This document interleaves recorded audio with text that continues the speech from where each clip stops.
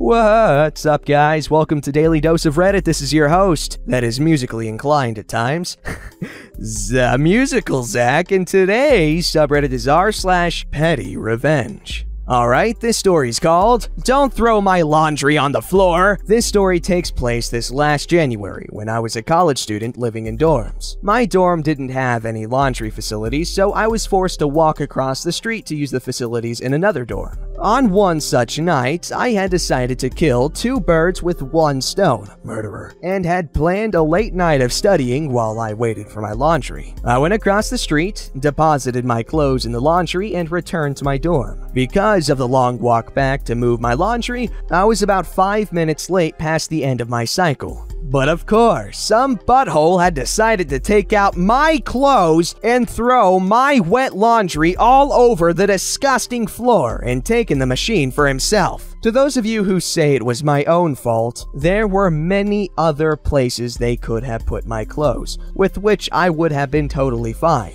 Like the two bins marked clearly for unattended clothes, the top of any of the machines, or even my own bin, which was right next to the machine. Anyway, what this person did was totally uncalled for. I was pretty pissed, and I thought about waiting for his cycle to be done and throwing his clothes on the floor. But, like a true Jedi, I must not give in to my anger. Attaboy. Instead, I put my clothes in another machine, went back to my dorm, and brought over all my study stuff and set up camp in the lobby of the dorm across the street. When the douchebag cycle was up, I went into the laundry room right on time. Before he could get to his clothes, I just pressed the button to start the cycle again. To be clear, it is impossible to stop the washers mid-cycle, but you can stop the dryers. So this guy was waiting for a whole hour more. Petty, right? Oh, but this story doesn't end here. Being petty as I am, I casually studied in the lobby and set an alarm every hour, and every time it went off, I waltzed into the laundry room and restarted his cycle. Strange how he was quick to punish me for being late and couldn't even get back on time himself. At 1:30 a.m., I went into the laundry room one last time. I was almost done studying. The offender had moved his clothes into the dryer.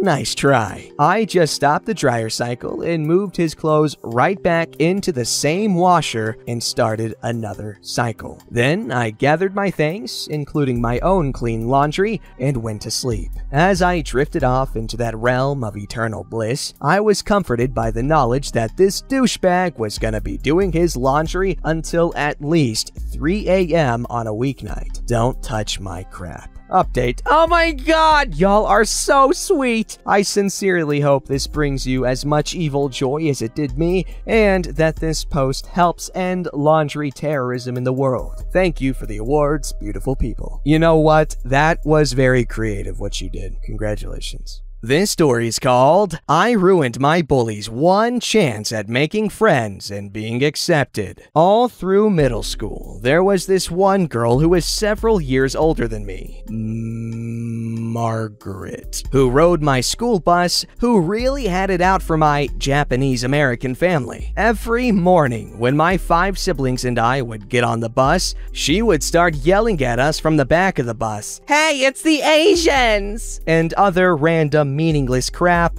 taunting, goading, and making fun of us for literally no reason. The same things would happen in the hallways if we ever had the misfortune of running into each other. Once, we talked to our mom about it, and she was like, "Oh, you mean Pig Girl? The one who makes really ugly faces at me every time the bus pulls up?" So we had a good laugh that my 5-foot-flat angel mother had been calling our bully Pig Girl all this time. But the situation never improved, even after Pig Girl left middle school, since our school's bus routes were shared by the high school. So years went on, and I finally started high school and somehow ended up hanging out with a bunch of senior girls all of the time. Not because of any merit, but because I was small and lonely and they took me under their wing. It wasn't a bad time, thanks to these kind girls, and I had all but forgotten about Pig Girl. One day, one of the nice girls who sit with us at lunch brings someone new with her, saying this senior girl had no place to sit and wanted to be friends. And, well,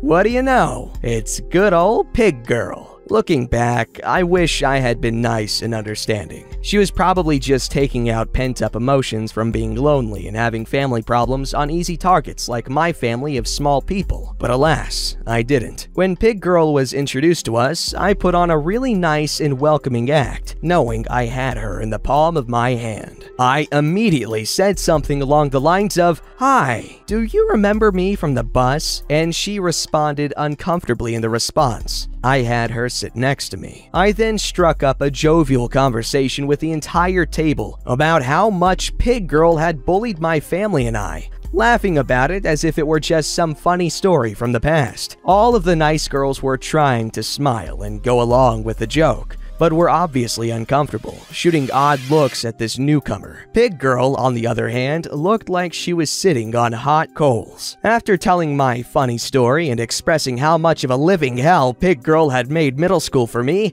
I finally hit her with, "But anyway, why would you ever do that to my family and I? What did we ever do to you?" With the biggest, nicest smile I could muster. Pig Girl sputtered like a squashed frog. I heard her try to squeal something about, "Well, there was just so many of you," and other beaver sausage. But I just said, gotta get to my next class a bit early, and took off, leaving the most uncomfortable silence I've ever seen. Pig Girl didn't join our lunch table after that. Okay, that was really cool. That was really good revenge, and also, I appreciate how OP acknowledged that she should have probably been a little understanding and stuff like that. That shows good character. Good job, OP. This story's called The Revenge That Got Sweeter the Longer She Didn't Notice. Okay, so I am one of 4 girls. Yes, this led to many a fight. When I was in high school, my older sister had just come home from college for the summer. She was examining every inch of her room to make sure everything was in place. She also went into my room to make sure I didn't steal anything. Now, I did not touch anything of hers because I knew better. But she came up with something I stole anyway. She screams down the stairs that I stole her mattress, of all things. She starts ripping my blankets and sheets off the bed and begins hauling it out of my room. I come up the stairs and I'm yelling at her to stop because no, I did not. She couldn't even offer me any proof other than it felt like her mattress. So, as sisters sometimes do, we got into a fight over it. Like an actual fight with hair pulling and whatnot until my parents came to break it up. They let my older sister take the mattress. Now I spent the afternoon in my room fuming because I did nothing wrong. That's when my sister left to go hang out with her friends for the afternoon. That was my chance. I went back into her room and gently as I could, I moved her blanket so not a ruffle was out of place. Then I switched the mattresses back. Later that day and the next morning, I was so anxious that she actually could feel a difference. She didn't, and I kept my mouth shut. She didn't find out about it until several years later after she moved out with her boyfriend and I told her. She couldn't even remember the fight, but as a younger sister, nothing could replace the feeling of getting revenge on your older sibling. Was it petty? Yep.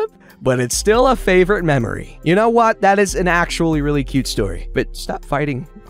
Why are you guys so violent? And I'm having a bunch of voice cracks because, like, I'm losing my voice almost, kinda, I think. I promise I'm an adult. Alright, this story's called That Was the Best Grilled Chicken I Ever Ate. Alright, so a little background. This happened like 2 years ago. It was in the middle of winter, there was a crazy storm going on, negative 25 degrees Celsius, and 15 centimeters of snow, maybe more. Anyway, my dad owns a restaurant, Lebanese restaurant to be exact, in Montreal. We are Lebanese, obviously. So, we have a whole chicken as one of our items in the menu. It takes 1 hour to make on the grill, and it says that on the pamphlet. Call an hour in advance for the whole chicken. It comes with other stuff too. That day, my dad took us to eat at our restaurant. My brother, who works there, we all work there, asked my dad if he can drop off the delivery on our way home since it was like 1 kilometer away from our house. This was also at night. My dad said okay, and we went. It was snowing like crazy. Some of the streetlights stopped working due to the strong winds. Understandably, it's pretty hard to deliver in these weather conditions. Some cars were getting stuck in the snow. So in total, with the grilling of the chicken and the delivery, it took 15 minutes. The customer didn't live too close either. All things considered, it was pretty fast. Anyway, as my dad was getting out of the car, he kept almost slipping due to some ice near the customer's building. He fell like 4 times. He finally arrives at the customer's apartment. He rings the doorbell and she opens. He greets her and she greets him back with attitude. He hands her the food. She tells him how they are late for the order, that she knows the owner, and that this is unacceptable. Entitled lady says, "This is unacceptable. I know the owner. Call him right away. I demand a discount." "Madam, that isn't necessary. There's no need to call anyone. We can resolve this simply. Again, my dad is the owner. How much do you want to pay?" The bill was like $30 with taxes and everything. $15. $15? Madam, listen, we weren't late for your order. It is very bad weather, and the whole chicken itself takes 1 hour. I understand if you want to pay $22 to $25, but 15? My dad doesn't take crap from anyone. He doesn't care who it is. "Well, then I'll call your boss." "Give me that for a second." He gave her the food at this point. "Listen here, I am the boss. Don't you ever call us or order from us ever again." Then he goes back to the car and entitled lady is yelling, "Monsieur, Mister, come back." My dad enters the car. We go home. He explains what just happened, and my mom, little brother, and I laugh about him taking the chicken and leaving and how messed up people can be. We eat the chicken for dinner that night. It's the best chicken I ever ate. The lady still orders, but now she is more friendly and nice. I think she learned her lesson. It's nice that you guys are giving her another chance to not be a piece of doo-doo. I mean, in her case, not a piece of doo-doo, a whole freaking jar of dookie water. This story's called Bully Gets Petty Revenged Twice. So one of my previous bosses was a bully. If she didn't like you, she was relentless with the little digs and put-downs. We'll call her Karen. Karen hated my colleague Brian and myself. She was hell to work for. But as both Brian and I were exceptionally good at our jobs, she couldn't get rid of us. Anyway, Karen wanted promotion, but she couldn't get it, mainly because too many people knew what she was like and made sure she didn't progress up the ladder. My petty revenge was being offered a new job. The same employer that was 2 grades higher than my current grade, and the same grade that Karen wanted promotion to. So I was now a higher grade than her. Brian also got another job, same employer, but in a different location. We both left at a similar time and had a joint leaving dough? Is that like a hendo thing? Okay. Anyway, Karen's workplace opened at 7 a.m., but staff weren't allowed to start work until 8 a.m. Karen always started at 7 a.m. because the rules didn't apply to her. Her workplace also had a tannoy system. Anyone could access the tannoy, simply dial the tannoy extension number and then deliver your message over the tannoy. Every morning at 7 a.m., after Brian and I had left, someone would dial the tannoy extension and play country and western music for an hour, or the same song for an hour, or jazz music for an hour. I was in the US on holiday, so they knew it wasn't me, but Brian was suspected. The caller number was traced to a burner mobile number, but they weren't able to identify who the phone belonged to. Karen barely lasted 2 weeks before coming in to work at 8 a.m. instead. Not sure who was doing it, but I bet it was the best 50 pounds split between us. Split between them they'd ever spent.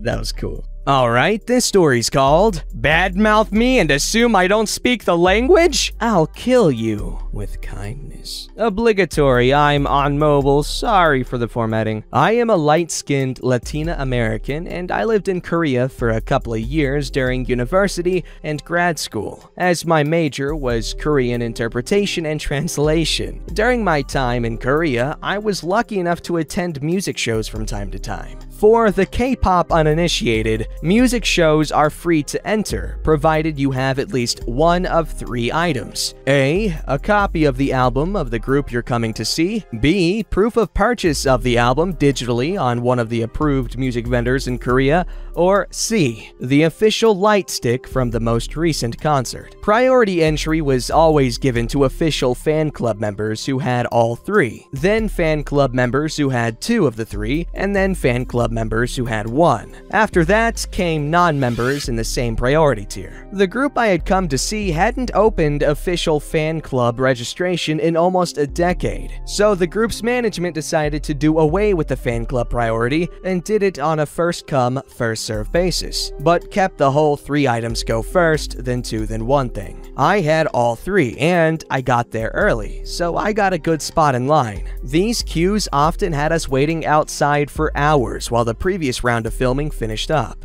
The thing about these music show venues is they're very small. They have limited capacity and allow 2 to 3 groups fans in to watch them film at a time. So not all people who queue for a group get in. In this particular instance, there was trouble with foreign fans causing trouble by taking pictures, not listening to instructions, so venue staff literally went and quizzed each foreigner in line on their Korean. If you couldn't understand, you were booted. I passed with flying colors and kept my spot in line. Here's where the revenge starts. Because of the aforementioned issues, a lot of Korean fans hated international fans with a passion. For this group in particular, so many people were pissed that they had to wait in line behind foreigners because they'd done away with the official fan club priority. Now, here's me, sitting alone in a queue outside on a hot summer day. A group of Korean girls sat in front of me, and a lone Korean girl talking on her phone sat behind me. I was minding my own business, playing games on my phone after passing my Korean quiz with the staff, when I heard the girl behind me talking crap. She was chatting with a friend, I suspect because she was dropping a lot of curse words, and specifically mentioned, "These foreign roaches are ruining things for us. I want to kill them." She mentioned me in particular and said that she bet I'd bribed the staff to keep my spot in line, even though I couldn't understand Korean. Okay, so it's harmless crap talk. I don't know this girl, and I don't know her friend. In the long run, it doesn't affect me, right? But it really rubbed me the wrong way, especially because she was talking quite loudly. So I grabbed my wallet, politely and quietly asked the Korean girls in front of me to watch my bag and hold my place in line, and went to the convenience store. I bought a round of water for everyone. It was heavy. I had about a dozen bottles of water. I get back to my spot in line, thanked the girls in front of me for holding my spot, then gave them each a water. I gave a water to the group in front of them too. Then I kept one for myself and turned around and handed one to the girl on the phone with a smile. Immediately, she lit up and thanked me in English, smiling bright and taking her phone away from her ear. As I hand her the water, I say in perfect Korean and still smiling, "Then next time you loudly crap talk the foreigners, make sure they can't actually understand you." When I tell you it went silent in the immediate area, you could hear a pin drop. Her smile melted off her face faster than an ice cream cone on Florida pavement. She turned beet red and muttered to her friend on the phone that she had to go and sheepishly apologized. I accepted. She had water and I felt better about myself. Bonus, the girls in front of me heard the whole thing and adopted me into their group for the day. Fun was had all around. Edit 2! Wow, this blew up. Thank you all for the awards. Kill them with kindness every day, y'all. Okay, that's an amazing story. That was really kind of you, and that was like the best possible thing you could have done, in my opinion. Good job. Thank you for sharing. Also, it's really cool you're living in Korea, and also really cool that you're like fluent in Korean. Badass language. Don't forget to like, subscribe, and hit that bell to never miss an episode.